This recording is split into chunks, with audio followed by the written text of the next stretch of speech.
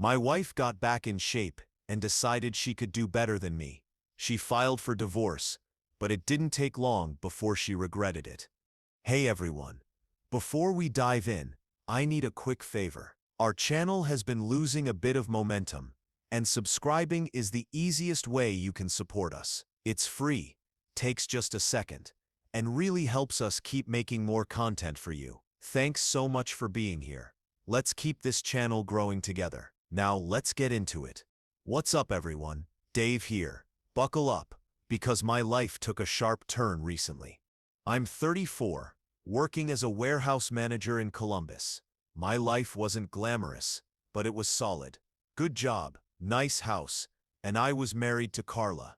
We'd been together 5 years, married for 3, and I thought things were stable. We weren't some fairy tale couple, but we paid our bills, had our date nights, and the usual small arguments, just normal married life. About 6 months ago, Carla suddenly jumped into a fitness journey. Out of nowhere, she joined an upscale gym downtown that felt more like a spa than a gym. She hired a personal trainer named Justin and started throwing around words like macros, detox, and meal prep. I supported her. After all, everyone deserves to feel confident. Honestly, I thought it would be another short-lived phase, like her knitting hobby or tarot cards. I even helped by picking up extra chores, laundry, groceries, dishes, so she could focus on her workouts. I figured that showed I cared, but things started shifting fast, and not in a good way. The more weight she lost, the bigger her ego became. She'd spend hours in front of the mirror, tweaking outfits or snapping gym selfies for Instagram. It wasn't just about her health anymore. She wanted attention. One Friday night, I suggested we watch a movie together, just like old times. She scoffed and said, "I don't have time to sit around. I have goals to crush." Goals? It wasn't like she was preparing for the Olympics. She was lifting weights and drinking green smoothies. But I let it slide, thinking maybe I was overreacting. Then came the morning that changed everything. I was half asleep, sipping coffee before work, while she downed her kale spinach smoothie. Out of nowhere she said, "I deserve more in life." I looked up, confused. More of what? She set her glass down, looked me dead in the eye, and said, "This marriage is holding me back. I am filing for divorce." At first I laughed. I thought she was joking, but her face was stone cold. "I've outgrown this," she added, like I was an old piece of furniture she was ready to throw out. I sat there stunned. The woman I'd shared years of my life with just told me I wasn't enough. She grabbed her gym bag and walked out the door without a goodbye. I was left staring at her half-empty smoothie glass, wondering what had just happened. Work that day was a blur. I kept replaying her words. Divorce? Really? It felt rehearsed, like she'd been planning it for weeks. Over the next few days, everything unraveled. She barely spoke to me, unless it was about splitting assets. She stayed out late, saying she was with friends, or at the gym. Her phone was glued to her hand, and Instagram was filled with selfies, captioned things like "New chapter," "Who's this?" and "Living my best life." One night, I noticed she deleted every photo of us. Wedding pictures, anniversaries, all gone. Meanwhile, her new posts were flooded with comments. "You're glowing," and "such an inspiration." No one knew the truth about what she was doing to me. Another morning, I overheard her on the phone. She said, in this fake sweet voice, "I feel so free now. I'm finally doing what makes me happy." He doesn't even get it. He's stuck in the past. That's when it clicked. She wasn't just leaving me. She was reinventing herself. And I was the dead weight she wanted to cut loose. But I wasn't going to just roll over. If she thought she could walk away and take everything with her, she was in for a surprise. The discovery. A week later, during lunch at a cafe, I overheard 2 guys talking about a fitness babe they found online. I tuned it out until one of them mentioned her name, Carla. My stomach dropped. They laughed about her premium content, showing each other her Instagram. Sure enough, it was her. They mentioned she was teasing an OnlyFans link in her bio. I was furious. This wasn't about fitness anymore. She was monetizing her image. That evening I confronted her. She was on the couch, scrolling her phone. Carla, what sips this OnlyFans thing I sep am hearing about? She looked up, completely unfazed. It sits my body, Dave. My choice. And it sits none of your business anymore. I couldn't set believe it. None of my business. We such still married. You steer out here selling yourself online, while I stim trying to keep our lives together. She rolled her eyes. It's seps not selling myself. It's seps content creation. Plenty of people do it. And it's seps not like you stir paying my bills. That's when it hit me. Carla didn't just want out of the marriage. She wanted a new identity. She wasn't ashamed. She was proud. Over the next few weeks, it only escalated. She dressed like she was headed to a red carpet event every time she left the house. Instagram captions read, "Living my truth, no more holding back," and the one that stung most, "She sips not a wife anymore. She sips a force of nature." Meanwhile, I was stuck handling the legal mess, but Carla wasn't untouchable. My lawyer Steve, absolute legend, did some digging. And let's just say the guy fueling all of this wasn't just her trainer. You can probably guess who. Update 1. What's up again, everyone? It's Dave, the soon-to-be divorced guy, with a front-row seat to my ex's chaos. If you've been following along, you know Carla dumped me for her so-called new life. But now, let's talk about the man at the center of this mess, Justin. Yep, her personal trainer. Real original, right? From the second I heard his name, I knew it wasn't innocent. Justin is the type you'd expect on a reality dating show. Spray-tanned, shredded and shallow as a puddle. All muscles, fake charm, and corny lines. Carla didn't set to even hide it. She came home glowing after workouts, bragging, "Justin says I spim the strongest I spim've ever been." A few weeks later she stopped pretending. Suddenly it was "Justin sets taking me to this new vegan place," or "Justin says this protein powder is life-changing." Meanwhile, I just stood there thinking, do I look like I care? But Carla wasn't set, just name-dropping. She started showing him off like a trophy. Word spread quickly. Friends texted me about seeing Carla and Justin around town, holding hands, laughing, and playing the part of a picture-perfect Instagram couple. She didn't even try to be discreet. One evening, she came home bold as ever and said, "Just so you know, Justin and I are dating now. You should accept it." And I did accepted that my wife had become a walking example of entitlement. She'd already checked out of our marriage, so what did it matter if she went public with an affair? The more I learned about Justin, the more disgusted I became. He wasn't just a typical gym guy, he had a pattern. My lawyer Steve, who deserves serious credit, uncovered that Justin had done this before. Twice, in fact. His method was simple. Find a married woman, shower her with compliments and validation, encourage her to leave her husband, then disappear once the money dried up. He wasn't in love. This was business. Justin thrived on making women feel invincible, then moving on when it suited him. And Carla was the perfect target.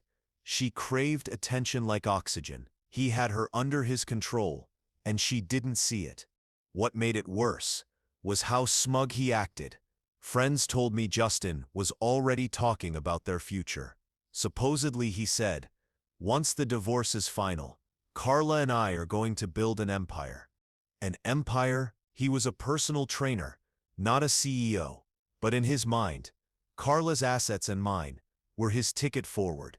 Carla was demanding half my savings, spousal support, and even the house. She thought she could play the victim in court and walk away with everything. But Steve and I weren't set about to let that happen. Picture this couple, a guy who lives in tank tops, standing next to a woman, suddenly convinced she's a Kardashian.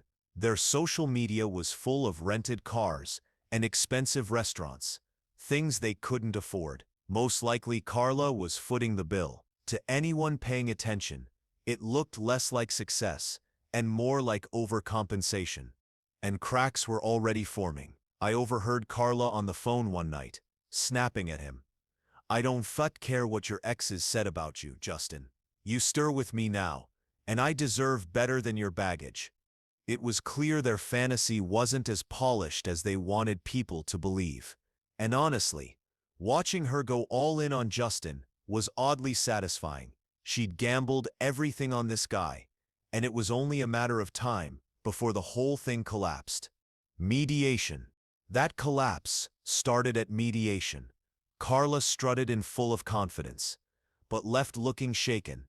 Justin, instead of backing her up, sulked in the corner scrolling on his phone. She thought she'd walk in, shed a few tears, and leave with half my savings, spousal support, and the house. Her lawyer tried to paint her as the unappreciated wife who sacrificed everything for my average dreams. But Steve was ready. He had spreadsheets, screenshots, and credit card records, proving Carla had drained our joint account on spa visits, designer clothes, and overpriced dinners, while I was living on leftovers. Then Steve dropped Justin's history, his past affairs, his habit of targeting married women, and statements from exes warning Carla that she was just another mark. The judge wasn't impressed with Carla's narrative. By the end, it was clear she wouldn't get the payout she wanted.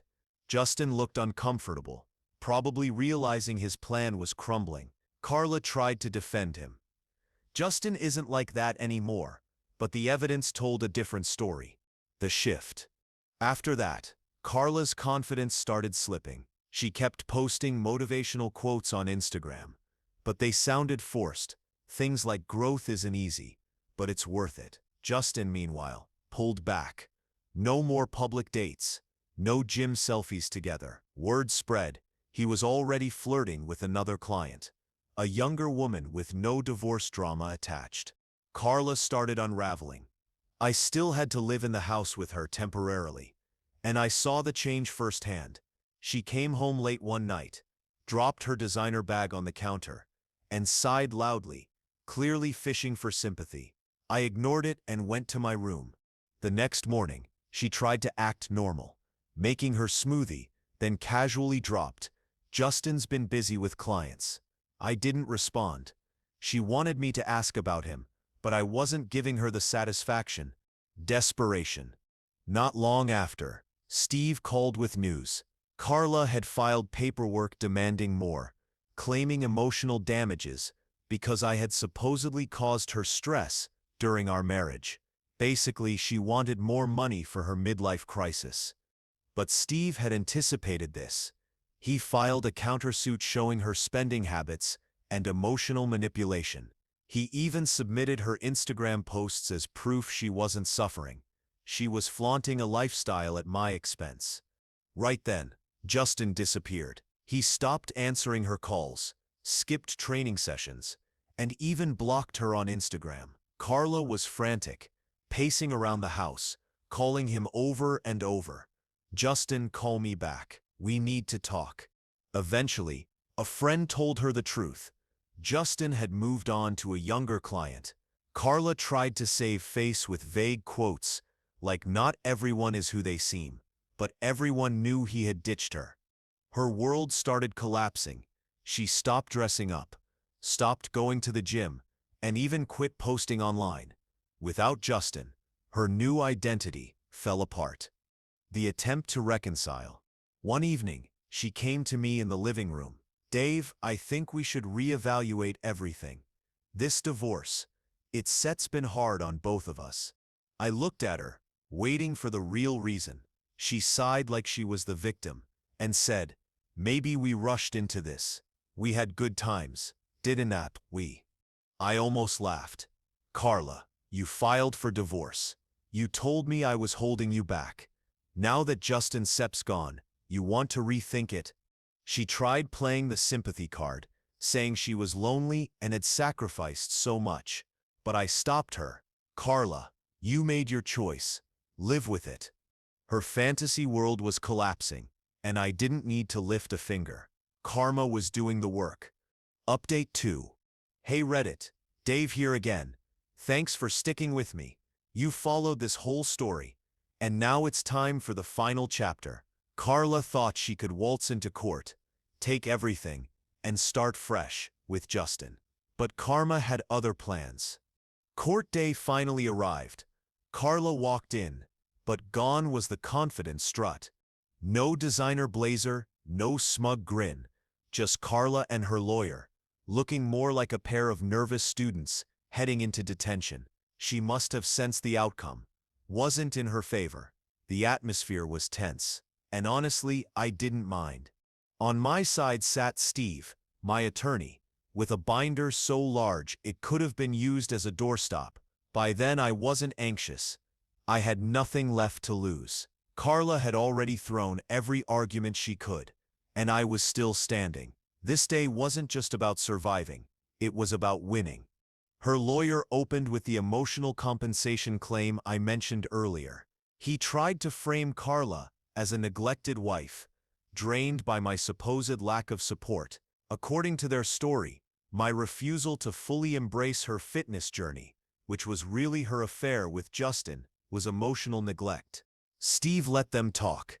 He allowed them to dig the hole deeper before stepping in. Then he carefully dismantled their argument, piece by piece. He showed that I had supported Carla every step of the way.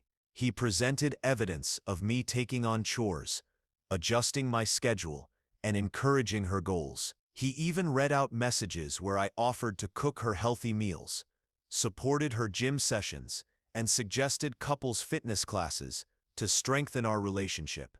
Then came the turning point. Steve revealed that Carla's claim wasn't just baseless. It was a cover for her own behavior. He presented messages and emails where Carla mocked me to her friends, calling me boring and a backup plan, while bragging about Justin. The real blow came with the financial evidence.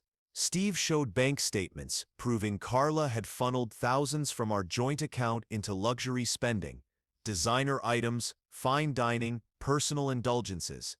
Her lawyer tried to counter, but Steve wasn't finished. He produced a subpoenaed journal entry where Carla had written about her plan to leave me, drain the marriage for as much as possible, and fund her new life with Justin. The judge's reaction said it all. As he flipped through the paperwork, his expression grew heavier. Carla sat tense, her nails tapping nervously against the table. The confidence she had shown earlier was gone. The judge addressed her claim directly. "Mrs. Patterson," he said firmly, "your request for emotional compensation lacks evidence. While distress can be valid in some cases, this court requires proof. Your claims are based on feelings, not facts." He then reviewed Steve Sepp's evidence, the texts, statements, and even Carla Sepp's own social media posts. Turning to me, he said, "Mr. Patterson, the evidence shows you consistently supported your wife. There is no indication of neglect. In fact, you went beyond what was expected." Carla Spett's lawyer tried to object, suggesting the evidence was taken out of context. The judge cut him off. "The context is clear. Let Spetz proceed."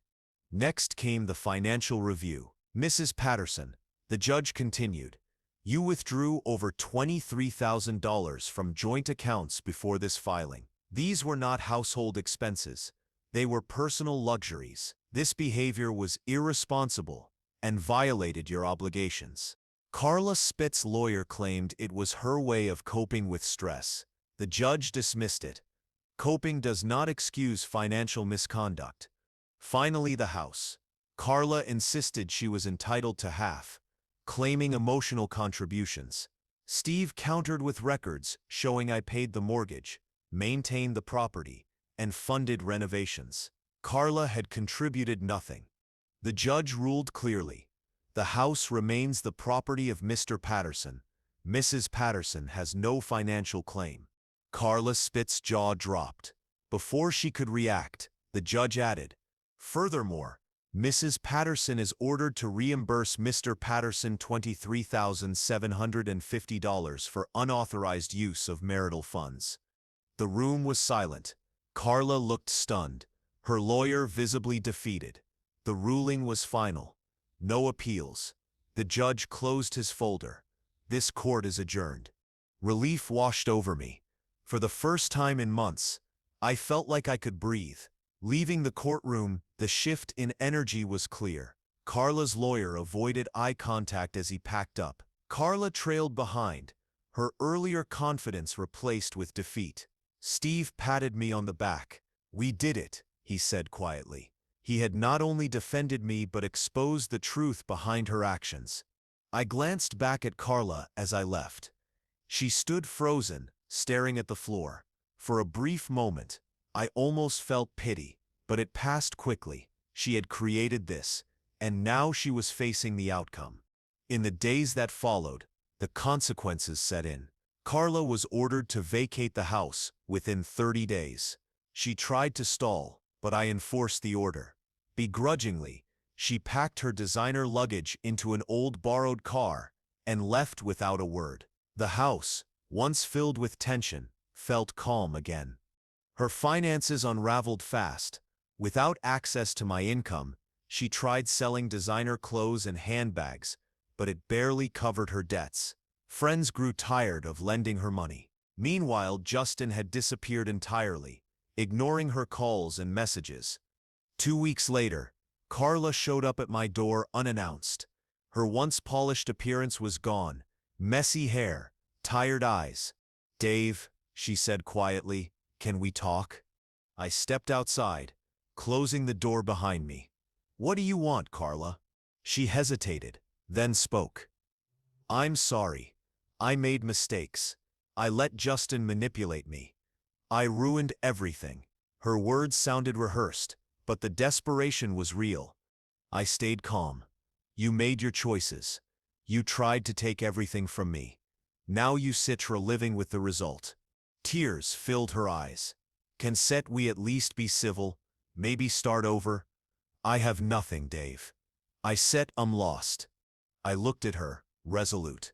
"Carla, I gave you everything. My trust, my support, my love. You threw it away. You don't get to ask for another chance." She broke down, sobbing on my porch. I didn't move. After a moment, I stepped inside and closed the door, leaving her outside with her regrets. Since then, I've moved on. From what I've heard, Carla is still struggling. Burned bridges, lost friends, and no stability. Sometimes karma doesn't just arrive quietly. It crashes through. For Carla, it left nothing but the weight of her choices.